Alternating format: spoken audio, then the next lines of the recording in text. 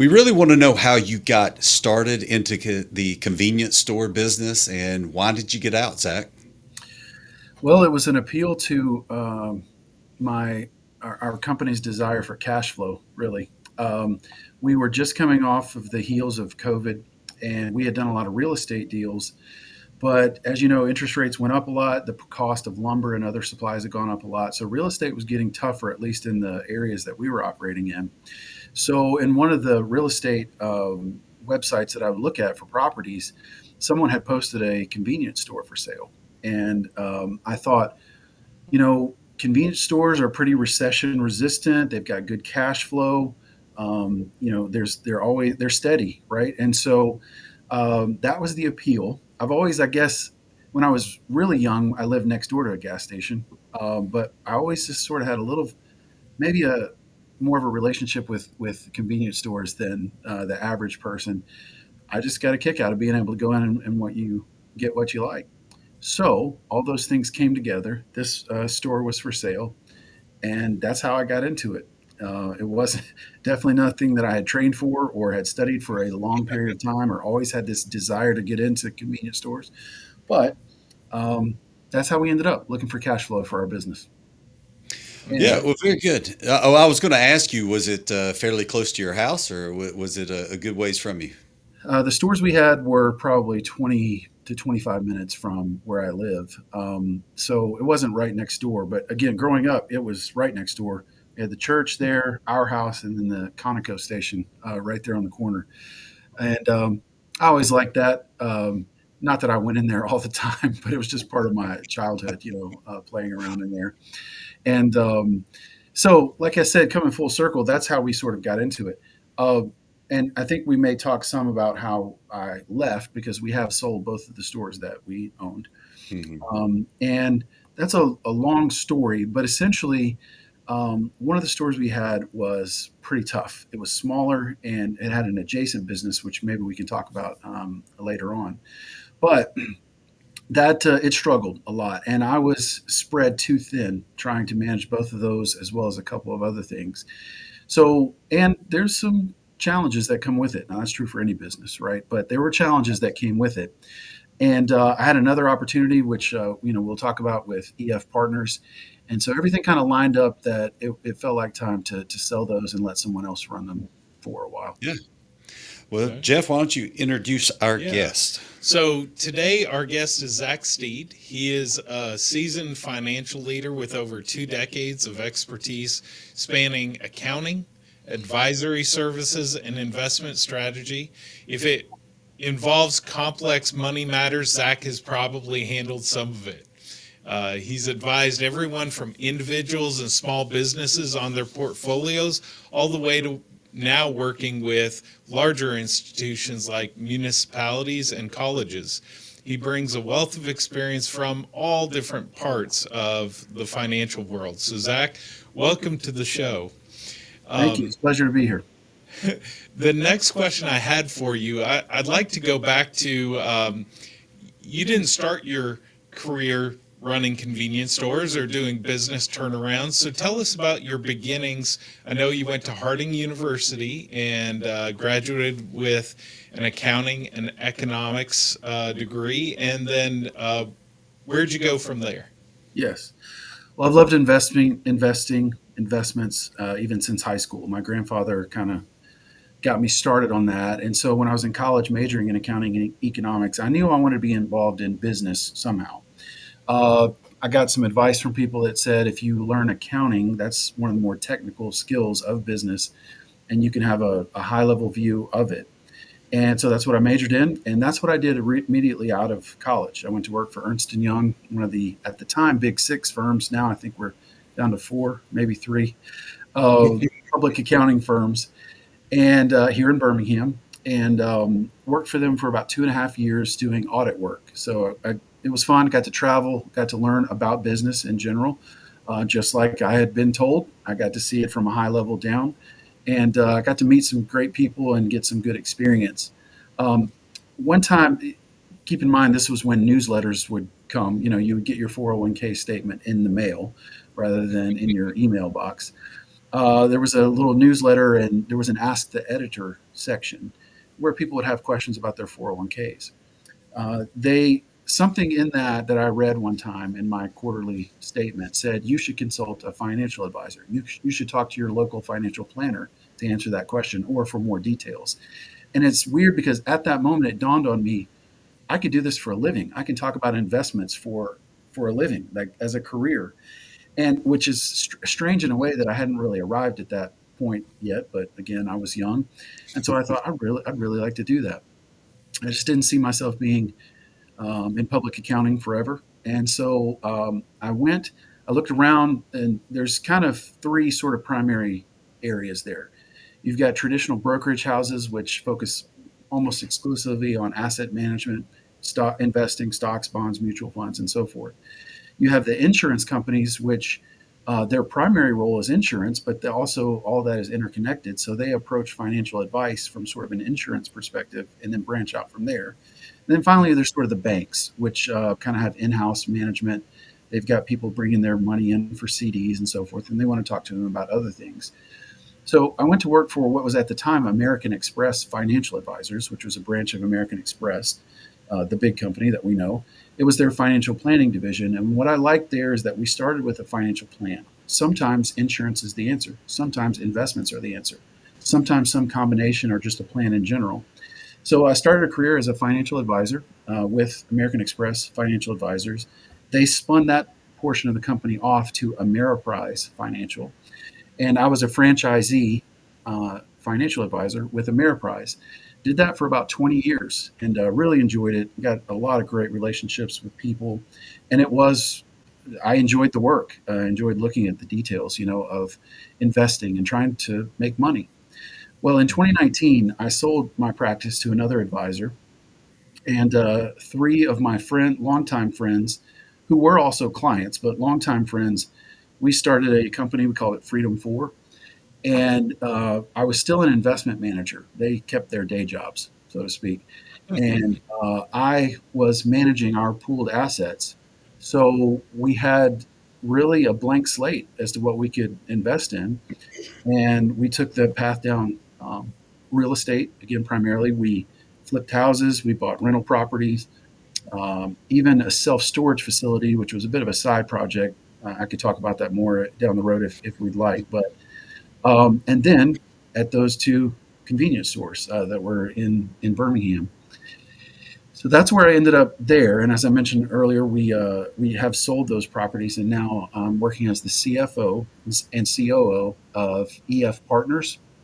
We also call it Footprints or E Footprints Partners, or even EFP Broadband. I have a few little entities in there, but that's how I arrived at where I am today. So Gotcha. there's a little history. Yeah, we're going to dive into each one of those. Jeff, I feel like we need to have a seminar, not just a podcast here for Zach. So, but we appreciate you giving us some details. And before I kind of shift over and get more specific, you talked about, or Jeff brought up about Harding University. I know that's a very special place. You've got sons that have attended there. You've got other relationships with your spouse. Tell us a little bit about Harding being located in Arkansas, and what that university is about and how special it is a place for you. Sure. I appreciate you asking. Harding is a very special place for me. It is my alma mater, and I'm proud to be a graduate from there. It's highly intangible though for me, and I think that's true for a lot of people for college. Not everyone, but it certainly was for me. I met some lifelong friends there, and I did meet my wife Janelle at Harding my freshman year. So she was a year ahead of me in school, but we ended up getting married after my sophomore year in college, which Oh, again wow. is not particularly common. It was later than my grandmother, who got married at age 14. So I was a little later than that. They were married over 70 years, by the way. But we did get married while I was still in college there. Harding is big enough to have room to breathe and be yourself, but it's a really tight knit, small community. And what's most important to me, of course, is that the university is centered on the teachings of Jesus and seeing the world from a Christian worldview. And so all of that stuff has stuck with me over the years. And some of the people there are just the highest quality people you'll ever encounter. And we have a son who's a senior there now. And we have another son who attended there and is back home taking classes here in Birmingham now. But my parents went there. My wife's mom went there. Both of my brothers went to Harding. And so we do have a lot of very deep ties. And let me tell you, the town itself is not much. Yeah. Searcy is not the one you send a postcard from, okay? But the university is great and continues to really have a special place in my heart. And they were the Division II national champions in football in 2023. They set an NCAA record for rushing yards across all classifications. So that was kind of fun to have our team be national champions in football.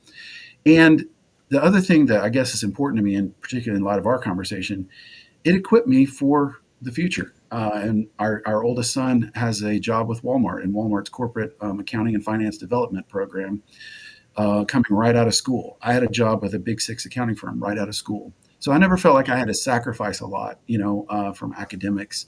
But I appreciate you asking. Yes, Harding is a great place and something that's very special to me.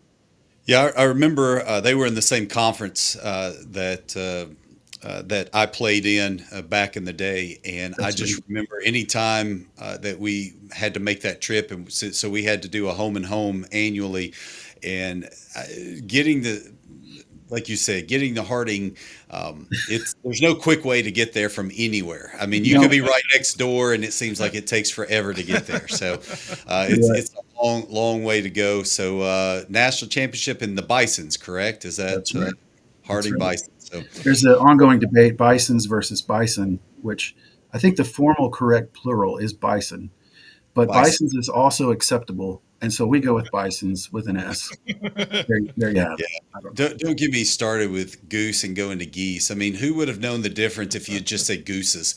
No, nobody would have a problem, I'm with you, but man. now you're like a leper if you say gooses, but I'm like, You're if right. we just started that way, no problem. That's The right. English language, man. That's right. Yeah, yeah, it's a crazy language. Well, I want to get back on topic, and I wanted to ask you about: did you actively run the store? Did you manage it? Did you do a little bit of both? What was your involvement in the convenience store? Yes. I did actively manage it. I did have managers on site who were, the first line of defense.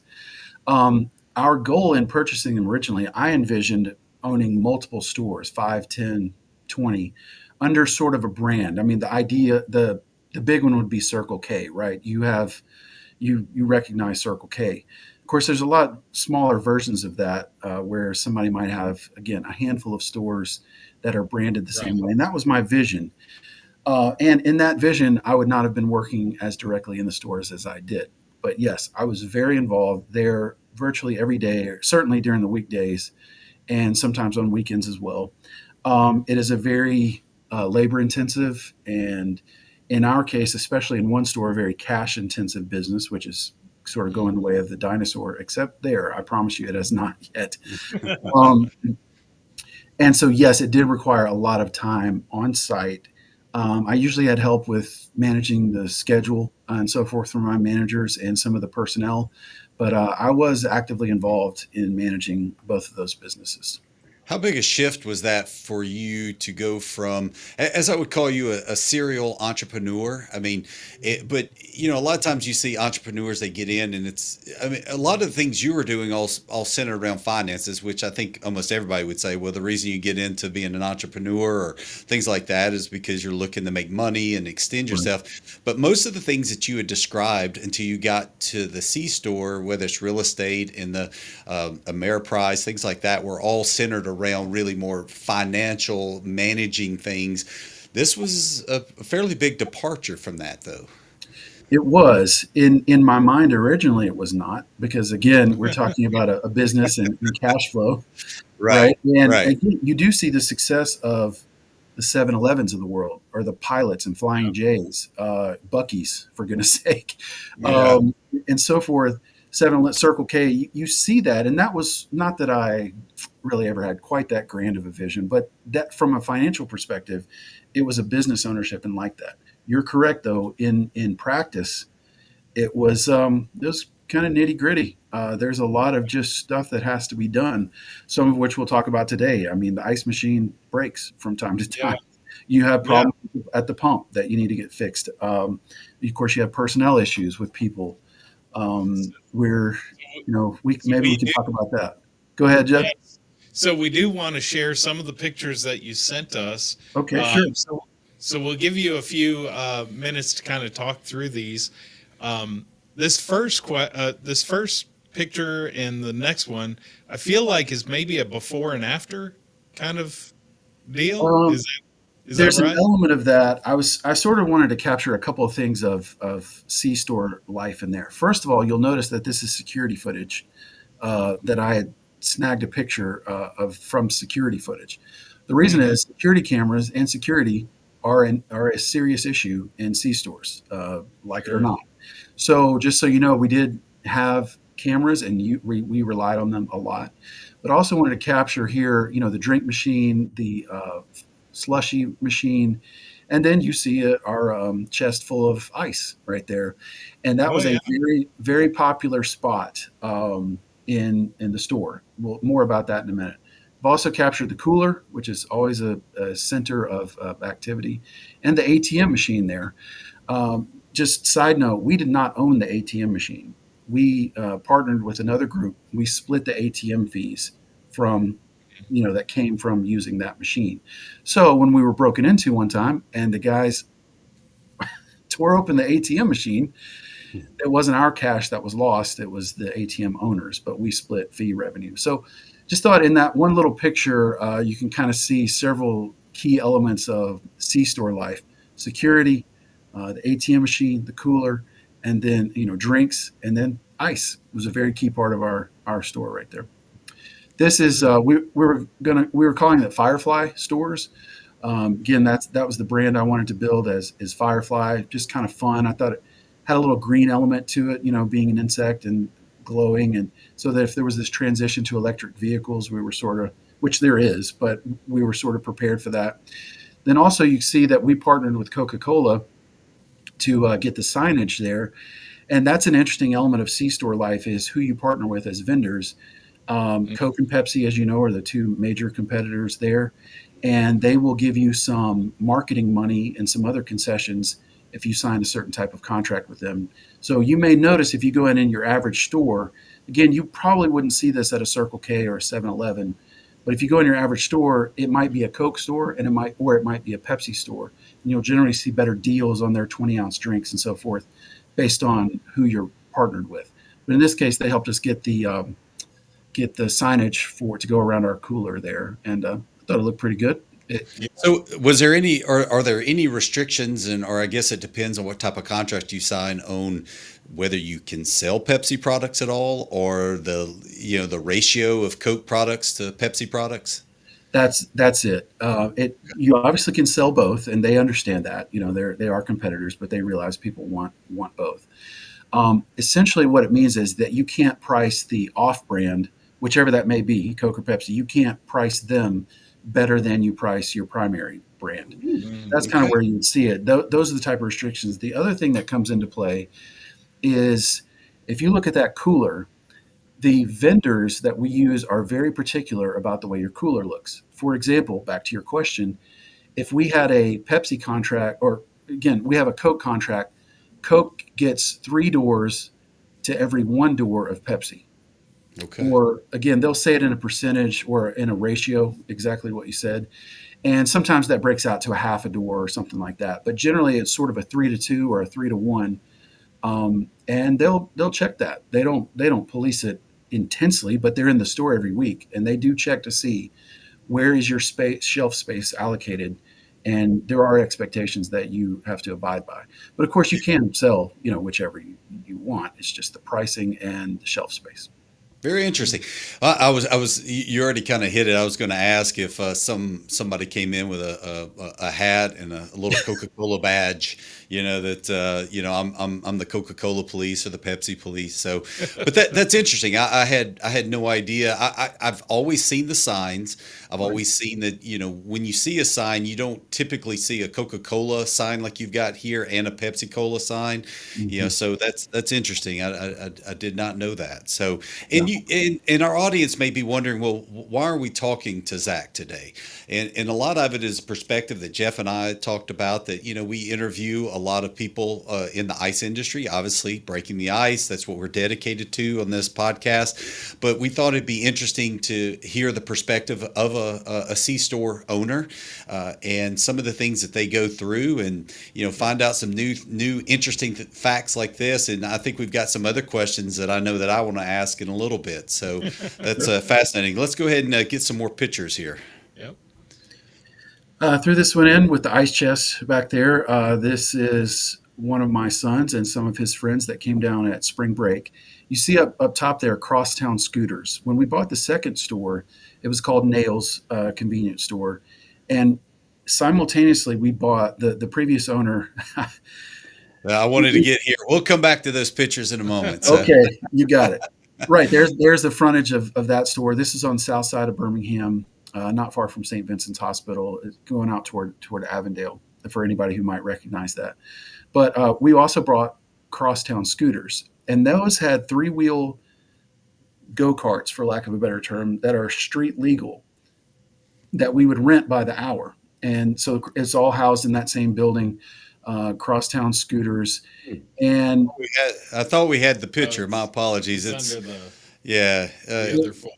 yeah. it may be We'll, buried in we'll, there we'll come somewhere. back. Yeah, Yeah, Yeah. we had one going through maybe the tunnel, down the Yep. lighted tunnel. yeah. Well, So we so would rent those. So my son brought some of his friends home, and they rented those one night. We also expanded that to street legal golf carts, which were gas powered, which worked out great because we had a gas station. And very we would rent those by the hour. Sometimes you'd have bridesmaids parties or birthday parties, or just some friends going out for kicks, and they're pretty fun. Ah, there it is. So that's called a scoot coupe, and I mean, we, Jeff and I live about 30 minutes south of this area. I've never once seen one of these cars. I'm talking about not just in Birmingham, anywhere. yeah. It's called a scoot coupe. that's correct. And Okay. they sort of, you would have seen them if you were down in Miami, South Florida. You might have seen them some. That's kind of where they, to my knowledge, Okay. where they sort of came into the U.S. Okay.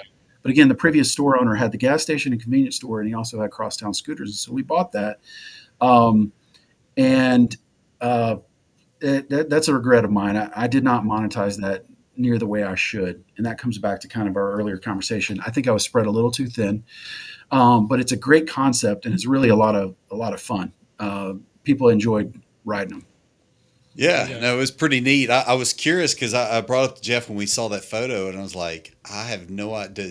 Yeah. Is that street legal? Well, So yeah, well, and just for everyone watching, we get pictures from our guests, and we usually can figure out which ones are friends and family kind of pictures, which ones have to yeah, do with work, and Yeah. we had no idea that involved work with right, the right, right, right. scoot. Yeah, So yeah, that's right. All right, let's hit a couple of these other photos. So let's. You sent this one to us. Yeah, these are a couple of ladies from our store in West Birmingham. That's Stacy and Charday. Stacy on the left, Charday on the right. Love these ladies so much. I built great relationships with them. We had some. There was some bridge building. Differences in life experience and culture, and um, we really got close because we did spend a lot of time together, and I learned a lot about what their lives are like. They are full of fun, as you can imagine, just by seeing that picture. When I saw them both in pink, all pink, I had to just take a picture of that. They are a never-ending source of laughs and hilarity. And I will say, a lot of people underestimate this. Your cashier at your local convenience store is also a part-time therapist, part-time police person, police officer. I mean, the stuff that they see at some of these counters, you would it would crack you up. So we try to have some fun along the way because Most customers are great. A few are not pleasant to be around.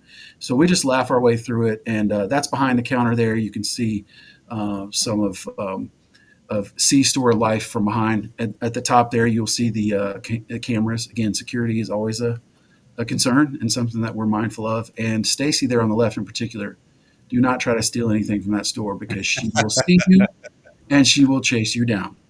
That's Uh, great. yeah, but just a little pick of a couple people that were really great. And Well, I've the other one, always. yeah, Oh, go ahead. Sorry. the other one with Mia, the silly putty on my head or whatever. You would have some customers that their daughters brought that in and wanted me to play around with them. So I decided to put that on my head, and that's the result. Yeah. We have to What I laugh was gonna along the way. Yeah, absolutely. What I was going to say is I've always heard like bartenders or part-time therapists. So now Yeah, we got cashiers at C stores. So similar vibes, absolutely. you had a couple other pictures here. Obviously, the irony of please do not break the beer four packs up. But there you've got this door that's broken. So tell us a story on that. Yeah, that's one of our cooler doors in the store in West Birmingham. One of our vendors, our lovely vendors, came in and broke the door. With I won't name them, but one of the beer companies came in, and when they were moving their pallet jack around, they shattered the glass or the outside pane of glass. So I just included this. This is sort of life. This is life in general, and this is life in the C store. Stuff gets broken, including the ice machine. We can talk about that, but this is some of the stuff you have to, you don't wake up with that on your bingo card, right? And like I said, this is true across any industry or career.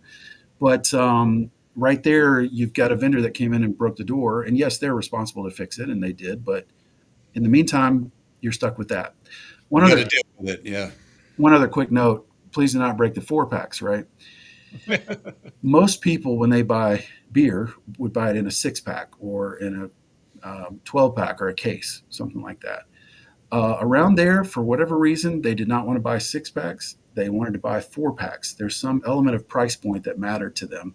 So we would produce four packs of beer and sell them that way. But of course, as you see, people would love to just grab one. Even though they were on ice near the front of the store, they would want to grab one and pull it out. Yeah. It was an ongoing nemesis. It was a battle. Yeah. Well, yeah. So with yours, if you scan just one can, would it charge for a four pack? No, we could build that into the POS system that, it would ask, is it one, four, six, whatever. Oh, It would either price it at the single price, or if it was a four pack, you could, select that. That's a good okay. question. And even that can be kind of tricky. You're always having to change prices, and you've got to learn a new POS system and some stuff like that. But to answer your Right. question, you could get the single, or you could buy a four pack, or we sold them in 12s as well. But anyway, Well, it's interesting, that you bring up about the price point because I know the ice industry has went through that as far as trying to stay at a price point. So what do? Do you increase that price point, or if you want to stay at it, then you got to lower the quantity slightly to be able to stay at that price point. You hear about the same thing whether it's cereal, anything else that they start to do, a little bit less product to hold that price point. So that's right. that's interesting in your area that there was if it was if they wanted to say just under $10 or whatever the cost was, Right. that was a four pack. I don't know. I mean, I'm not a big beer connoisseur, but when it Nor am comes, I. I've always heard of six packs. I don't know that I ever heard of a two pack, or a four pack. So Right. Yeah. Now you have. yeah, that's right. I have. So we inside. What are we looking at here? Obviously, I think some frost. So Yes, I thought this was fun. Again, with a little ice tie-in, this would be in our walk-in cooler, and this is the challenge that you'd face: is ongoing maintenance because these stores are under heavy, heavy use. We were not open 24 hours a day, but we were open 18 hours a day. And some of this equipment is very expensive, and people like their drinks cold, right? So again, I just threw this in there as an example of what life is like. There's just a lot of maintenance. The gas pumps, of course, have to be taken care of, and they go through a lot of use. Our walk-in cooler, we're in and out a lot. Doors are open and closed a lot, and so it's pretty hard on some of this equipment. And so I might come into the store one day and find that our cooler's not working. Our walk-in cooler is not working because it's frozen over. So problem to solve. Again, that's it's not unique. Other people have challenges as well. But a day in the life of a convenience store, I might show up and we don't have cold drinks because the cooler's not working. It's So again, just a kind little of a glimpse of big deal. Yeah. That's it's kind it's of a a horrible surprise to start your day. it is a very big deal. So sometimes more than others. Sometimes it's pretty easy fix, but then sometimes we had to fully replace stuff, and as you know, that can get expensive pretty quick. Yeah, and I know that the ice folks, they'll talk about different things that they find in coolers, the merchandisers that Oh people just yeah. want to go and store. I mean, you name it. If they want to keep it cool, they just find out, oh, there's something cold out there that can store whatever it is. So I So mean, Right. unsanitary. yeah. Well, most of the time, it's not going to be sanitary what they're putting in because Yeah. it's not like they're going to Right. Clorox it away. So. Right. So do you have any experience in finding something like that? And oh, Like fine. in Well, the ice merchandise side? we had a guy in there one time. Yeah. This I wasn't at the store at the moment, so I had to see it on security footage later. But the cashier that was there at the time, she realized that there was a guy had gone into the walk-in cooler, and this guy had Yeah. gone and grabbed a Mike's Hard Lemonade and sat down on a stack of beer in the cooler and just cracked it open and was started drinking it right there in the walk-in cooler. So she ran him out, and he's like, "Oh, I'm sorry, I was just really thirsty." And you know, so he felt like he could just walk in the door there and Oh, have himself a Mike's Hard Lemonade. So that I can't remember any other really crazy items, but we at least did have a yeah. guy in there. Um, and of course, the classics thing, if you got to rotate your stock, we would occasionally find merchandise that was long since expired. That's another challenge because you got probably 2,000 SKUs in a convenience store. That's a lot of inventory, to keep up with. And so Yeah. we had some that would expire and stuff would break in there, and that's always fun. But I liked going in the walk-in cooler because I'm pretty hot natured and it felt good. I was happy to work in there for a while. Yeah. Yeah. Yeah. Yeah, absolutely. Well, you're talking about, the different experiences you have. Is there an item that surprised you that most people would buy? I mean, whether it was a price point or you're like, really, we're going to carry this and it's a popular item. I mean, did you have any of that? Yeah, there were some interesting things. One slightly related. It was fascinating to me sometimes the way people would cobble together $1.10 to buy a cigar or something like that, Yeah. and or they would try to use their card, for $1.19 and some stuff. So there was definitely some surprises along the way with that. The biggest thing that threw me, um, and keep in mind, this is not my favorite part of the business. Same with the beer and so forth. I sort of saw it as a necessary, evil. It was part and parcel of the store. But one lady did come in to buy a condom for a job interview one time, Ooh. and Okay. All right. that Um, was a serious head scratcher for both me and the cashier. Well, later I learned a lot of things in the C Zach, store. I have to tell you, I'm interested to hear what you say, but I don't think it's that strange to me on why she may have done that. But go ahead. Okay.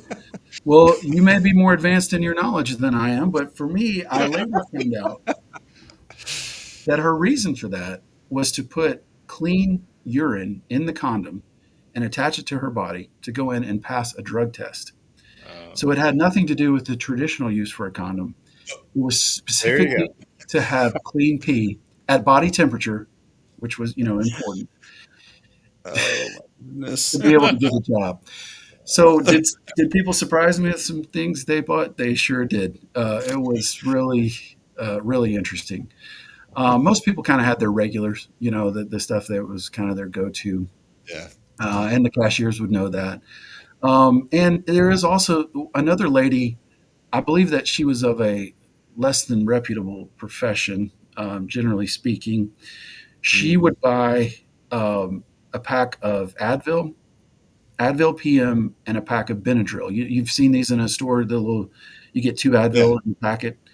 Um, she would buy those every day from the store. And needless to everything in a convenience store, of course, is marked up. It's the nature of the convenience part. But she's Right. paying $1.39 for two Advil and $1.39 for two Benadryl every day. And she Right. probably could have, gone to Walmart or Walgreens or Yeah. anywhere and gotten 250 ibuprofen for $5. Right. So there were definitely some interesting purchases along the way. Like I said, the condom would have topped them all, I think, for me. But we did. They had to stop them one time. They were getting. We sold fountain drinks, in the big cups, and some guys had bought a bunch of cups of ice, and they were making lean on the counter. And for anybody who doesn't know, lean is a mix of usually Sprite or Kool Aid or something like that with either hydrocodone or promethazine or both. So one of the cashiers had to stop them from trying to mix their drugs on the countertop Right. Right there in the store. At right least they there in weren't. the. Yeah, at least they weren't trying to do that in the ice merchandiser, I guess. So, well, you Yeah. talked about the bingo card, the use of a prophylactic. For that use, it was not on my card either. So Yeah, that's that's insane. it was. Oh, So, one of the fun questions we thought of that we'd like to share with you as an icebreaker question is, have you lost any weight since you sold the convenience stores? Because it seems like it would be pretty easy to get hooked on some. Uh, sampling all the products, yes. Yeah. Yeah, I have lost a little bit of weight, not much, but you're spot on. Those honey buns and all the other goodies are sort of right there. I have a We had a guy that would deliver ice cream, and man, those Oreo cones were really good. I do think my sugar intake has decreased considerably after having left that store, Yeah. for Well, sure. especially Probably sodium. there's yeah, because there's just small little bags of stuff that And you're they're like there just all grab. day. You're Like, there all day. Just I mean, they're just like I'm over here, eat me. It's just like come on, you can It's do it. true. It yeah. is true. Oh my gosh. Well, let's talk specifically about ice since that's what the podcast is Yeah, it's centered about around, time. right? It's Yeah. about time. So, when it came to it, your stores, did you bag your own ice? Did you buy from a vendor? We did see a merchandiser that had it looked like a vendor on the picture that we showed with nails. But tell us your I guess history and how you dealt with ice and sold it. Sure. Well, again, we had two stores, and we had, I would say, three and a half interactions with ICE in total. Meaning this, we in one store, as you noticed, the nail store, we did have a vendor that supplied our bags of ice. Inside, however, we had an ice maker that was it would make pellet ice, and I can't remember if it was a Scotsman or a Manitowoc. I can't remember the brand, but we had that inside that would make pellet ice. We used that for the fountain drinks inside, and we would use it to fill our ice chest, for where we had drinks on ice. But then we sold bags of ice again from a third party vendor outside. At the other store, we had our own. We owned the ice maker there. It was a Hoshikaze, and we bagged ice from there, and we also used that. It was a cube ice. We would bag it to sell, but we would also fill that chest that you saw earlier in the picture. So we kind of had four sales points for ice. Um, both of them had their pros and cons, right? We leased the ice maker, that pellet ice maker, from a company at Nails, and it was very popular. We would have people ask for bags of the pellet ice. Some people call it Sonic ice. A lot of places, of course, Yeah. use that. Um, we tried doing that, but it didn't really work very well. We just didn't have a big enough ice chest to kind of store those on an ongoing basis. But we would do that on a per customer request sometimes. And it was great for having our cold drinks, on ice. We sold them outside. I believe we were at $3 a bag there. And I think we paid like $1.50 per bag. Um, and we never really ran out of ice out there in the outside, the ice chest outside the merchandiser that you were saying.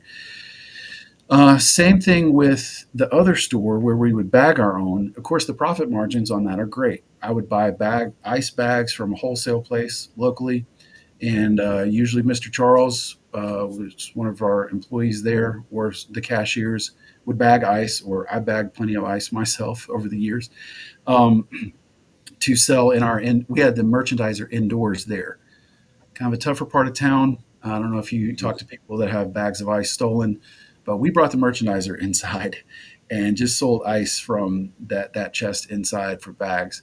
We sold those for 250. Again, you've got about 17, 18 cents in a bag. You've got your water and the cost of the machine, labor to bag them, but our profit margins were very good on that.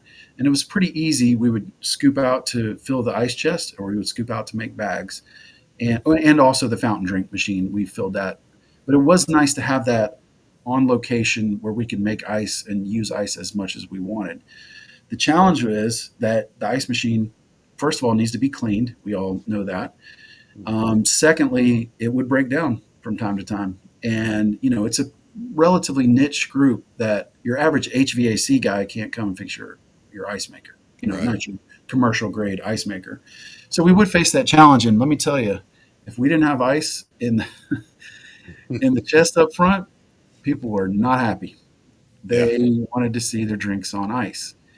Yep. Some of them, some of them would even grab cubes of ice out of the chest and eat it on site.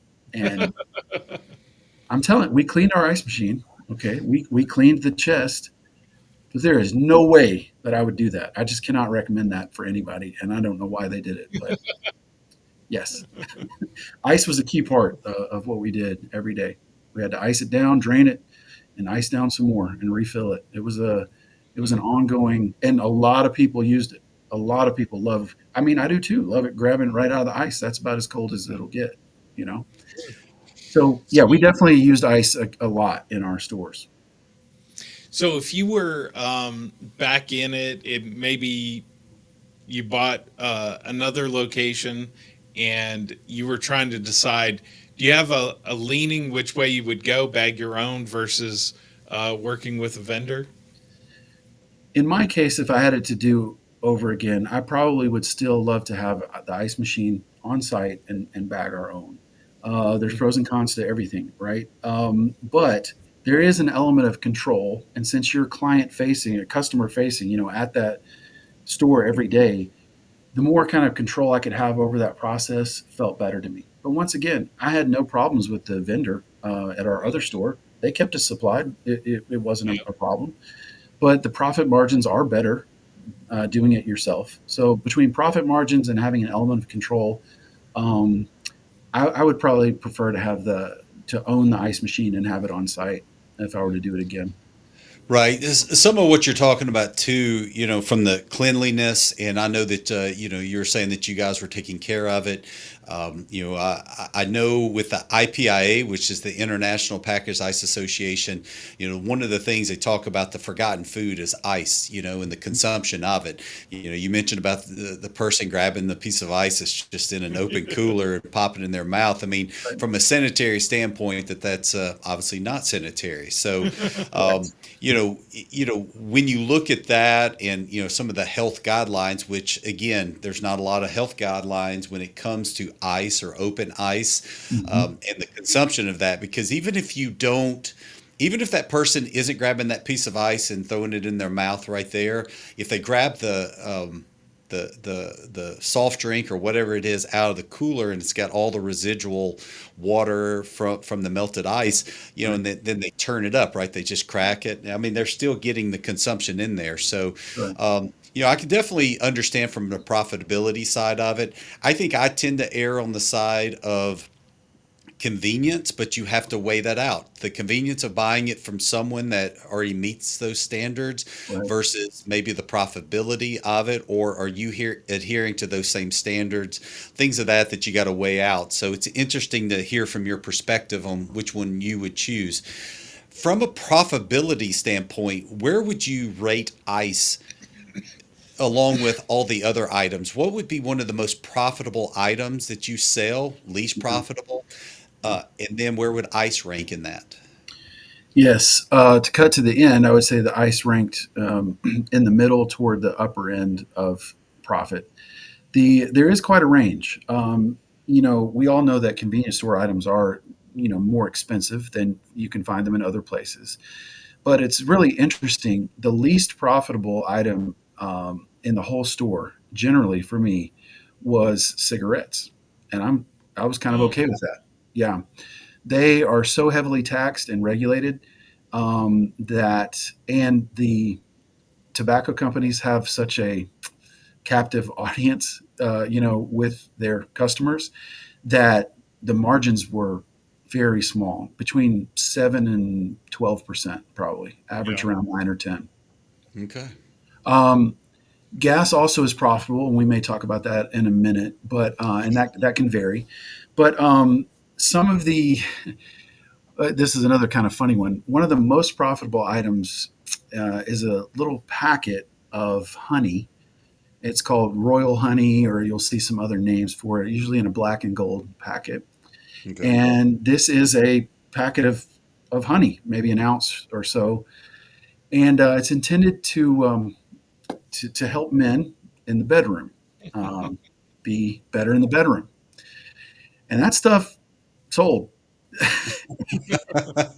And we would buy it for about $1.20 a pack, and we sold it for $6 a pack.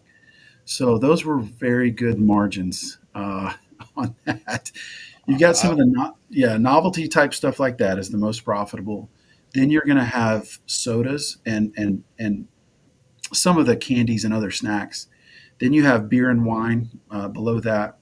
And again, cigarettes were down at the very bottom in terms of profitability. But some of the novelty stuff is where you really made the highest margins. The medicine would also be the case that I mentioned earlier. You buy those for probably 22 cents or so a pack, sell them for $1.39. Um, so there are definitely some high margins, but then there are some things that I think would surprise you, or just not particularly that profitable. Um, Right. yeah. Interesting. Yeah, normally we'll put items or links, in our description and comments about this. And I don't think we've ever done it for products. I'm not sure we're going to do it for the honey one either. So you guys have to go out, You got to find audience. your own. You have to go out and find your own Yeah. uh, on some of these products. So. Word gets around through the underground. They don't even have to advertise that on TV. It just kind of happens. So, Zach, let's talk about the fuel for a minute because that is a question for people that Yes. haven't run a gas station before. How profitable is the fuel? Yeah, it's a great question, and most people, it's true, don't really know much of the inner workings of that. There's, at least in my experience, there's two primary ways that gas stations sell fuel. One is on consignment. That means that gas is owned by the gas company, Marathon or Shell or BP, whoever it may be. They own it. You sell it, and you hold it in your tanks and sell it, and they pay you. It's typically around 2 to 3 cents per gallon to do that. The other way is that if you actually purchase the gasoline from a jobber, from a gasoline wholesaler, and then resell it, and at that point you have the ability to price it however you want. Under consignment, there's pretty strict guidelines. They're selling, or the wholesale price is this.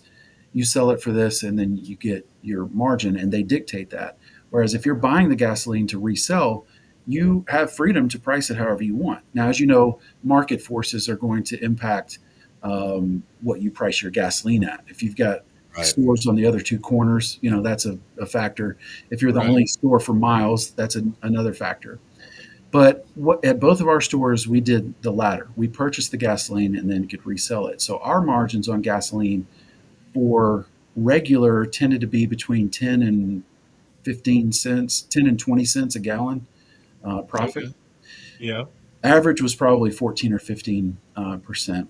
Then the margins on plus grade and premium, as well as diesel, were more like 40 to 50, 55 cents a gallon. We probably averaged about 50 cents a gallon on those higher grades and on diesel. Um, the challenge is you do have to purchase that gasoline. And so that's probably a $25,000 $30,000 purchase every week. So it's Right. great that you have the ability, the flexibility to sell, and we did make a higher margin than we would have if we were selling on consignment. But you also have a pretty big debit to your bank account, on a given week. So you do have to manage cash flow a little bit better under that arrangement. But it is more profitable for a store that sells under those parameters. So again, that's the way we did it. Again, you don't know at any given store what their arrangement is. If you go in, Right. you wouldn't know. But both are very doable and workable. But ours was where we purchased and then resold. What Seems like is? Go ahead, it Jeff. seems like that would be there would be an element of risk with that too. If you weren't very good at controlling your price, you could get yourself in a pickle where you're taking a loss on That all is this. true. Yeah, that is true. And as you know, gas prices, they're a commodity. They go up and down. And one other little tidbit, just people might be curious. Gas companies and convenience stores, gas stations, do not make more money necessarily when the price goes up. Okay, so when you see the price going up at the pump, it's not that they're really ripping you off. They're floating up with the wholesale price. The Right. time when gas companies, convenience stores, and gas stations do make money is when the price has been elevated, but the wholesale price starts to come down, but your retail price is a little stickier, right? Maybe the price of gas drops 7 cents on the wholesale market and you drop your price 2 cents a gallon. So you can expand your margins sometimes when gas prices are actually declining. Eventually, that all catches up. And again, you have the competition from the guy down the street that you always have to be mindful of. But just because gas prices are high doesn't mean that the gas company is making a lot more money at any given moment. Right, and the taxes that go. What percentage of the would you say is towards taxes? And I know that depends on the State. area Yeah. and everything you're at. But here in Alabama, what would you say it was? Well, I would have to look at that. They are all the prices are baked into the purchase from the wholesale company. Oh, okay, Yeah, understood. when they send you an invoice, and let me tell you, there's a lot of them. First of all, you have delivery fee typically, or some freight handling, Mhm. but you will see probably one or two from the state, two or three from the county, one or two from the city or municipality you're in, and then usually an EPA fee as well. So there is a meaningful amount of taxes that are baked into every gallon of gas. Alabama went up a few cents a gallon in their tax a couple of years ago to help fix the roadways. I don't. It's debatable on how that's going, but anyway. So there's Right. a there. It's not Well, the majority, but there's a meaningful amount of taxes between county, city, state, and Mhm. sometimes some federal stuff. It does add up for sure. Well, that's interesting. So, I mean, just because I was kind of curious if you were responsible for paying those tax bills and distributing it out once you collect it, but you're saying that's a part of the wholesale process. I mean, it's itemized, but as far as they handle that side of it, so it's really more of the profit side. You pay yours, and then they handle the distribution of the taxes out. That's correct. Now we are responsible for collecting and sending in sales taxes from Right. inside the store, but on the gas side, it's almost all baked into the cost that you purchase from the wholesaler. So, Interesting. All yeah, right, so let's we are zipping through this. We've only got time for a couple more questions Yeah. really, and we all want to right, get over. We always want to personalize these interviews, not just make it about business. We want to jump over, take a look at for your family, and then we've got a icebreaker that we're going to tie into this as well. But kind of show us or tell us a couple of these photos here. sure. That is my wife Janelle. We've been married for 30 years now. And that picture is on the campus of Harding University. It's in the Benson Auditorium, which is the largest auditorium in the state of Arkansas, interestingly enough.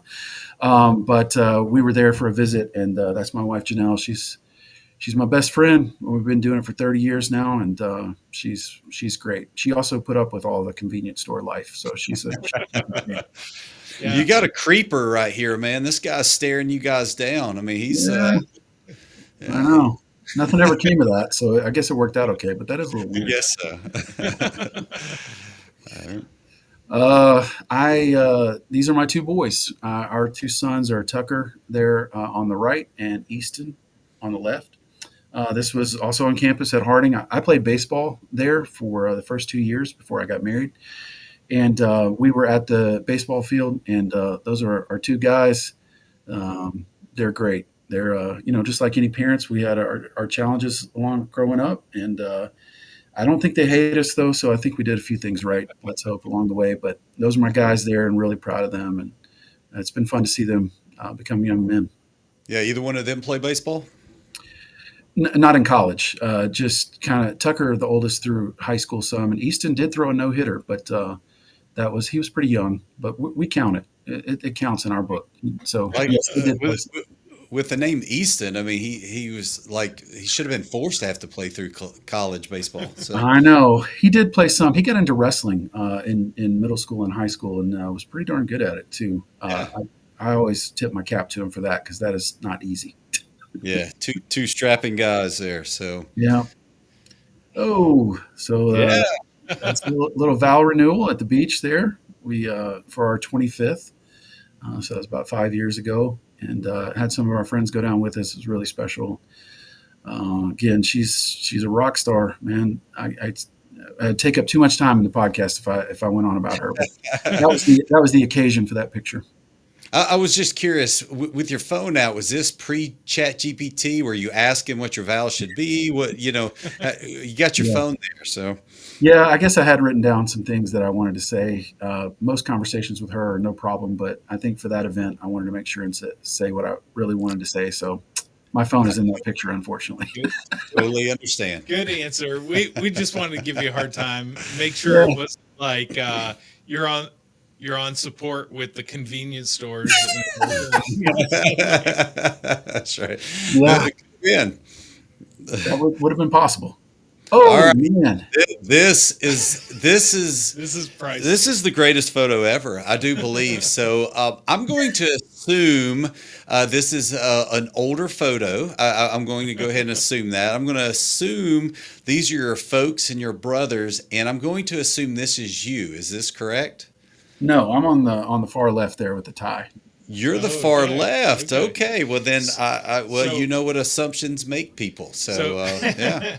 so Yeah. anyone who's watching, if you can't make it out, they are all looking to the top left corner, except Dad. Dad is staring straight into the camera. Yeah, which one of you got, yeah, is just either, yeah, fantastic. yeah, he got the assignment, I believe, or was Yeah. the assignment to look away? I don't know, man. It's probably Olin Mills, although I don't see their little watermark on it. But yeah, who knows? But yeah, we had a lot of laughs growing up, and that would have been one of them.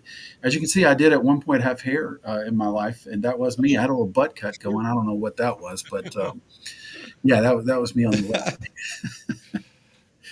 That's the crew. All That's right. great. Well, the icebreaker that, yeah, the icebreaker that I wanted to tie to this was, did you, how many of your family members, if you had any family members that worked at the convenience store, and if you did, who was the one that was going to be most likely to show up late? Mm. No family members, except my I dad did think get we roped may in have to lost. help me Oh, a lot on multiple occasions. And he became known as Yeah. Pop around the Did store. he show up late? Yeah, usually, but I couldn't complain, man. The help was free and I needed it. So he'd probably get there a little late. there you go. He was never as late as my uncle would have been, but, and he made it, and that's what counted. But he was great to have around. My dad, when he was a Yeah, kid, that's his parents owned a restaurant and an ice cream company, an ice cream manufacturer. So he did have some experience sort of in retail and and customer facing stuff. So actually he helped me a lot, and everybody was supportive. But Dad would have been the one to get there and get his hands dirty a little bit at the store. All right. So, one of the questions we ask all of our guests is what advice would you give to ice companies out there in 2025? From a customer perspective, maybe you have something that you'd like to bring up or recommend to them. Yeah. Well, if they're in Europe, I don't know how to help them much. One of our sons, Easton, did a semester abroad in Europe, and nobody uses ice over there. It's just it blows my mind. But it's like the old adage, the Yeah. salesman comes back from a developing country and his boss says, "Well, how'd it go?" Well, he sends two people out. The first one comes in and says, "It's not good, boss. Nobody wears shoes, so we're just not going to make much money there." They sold shoes, and the second guy comes in. "It's great, boss. Nobody wears shoes. We got a market for everything." It's how you look at it, right? Right. So maybe Europe is an opportunity, but around here, you've really got a good thing going. And to me, it's just sort of blocking and tackling. And these convenience stores, to my knowledge, are one of the best retail opportunities for ice. I know there's a lot of different ones, but we definitely used it a lot in our stores.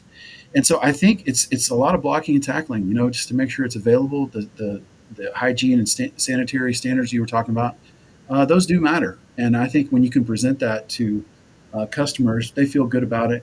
And everybody kind of likes, at least here in the U.S., we kind of like a lot of ice with our stuff. So I think price will always be a factor, but in convenience stores, it's not the most important factor either.